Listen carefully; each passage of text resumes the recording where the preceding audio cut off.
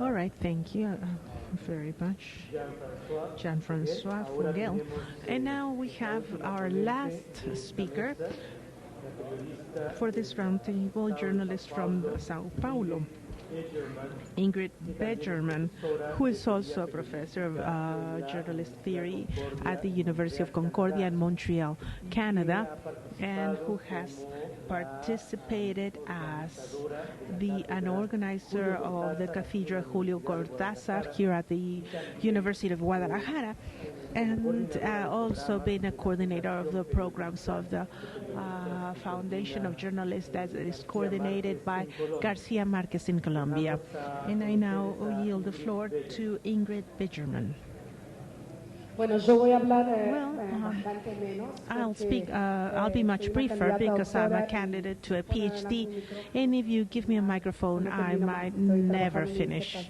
I'm working on my thesis that's precisely on journalist information, how to train you, the youngsters, and turn you into journalists or professionals like the people we have here at this round table, at this head table. So instead of making my own presentation, I would like to pose some questions to my colleagues here. Three of them have majors in journalism, so I would like to pose questions that are much related to what I am researching. First, Jan, I would like to ask you, Sharon says that politicians don't want to go back to the questions. So how do you go about to make them answer them? And second, Anna said something that is very interesting. The work has to do with ethics and telling story. So how do you learn to narrate, to be a narrator? How do you get the tools to narrate and tell stories? And Dan also spoke about the importance of the metaphor and of how to use the metaphor to tell story and make them represent reality. These are tools that we use. But where do you get that information, the knowledge, the training to learn to do that?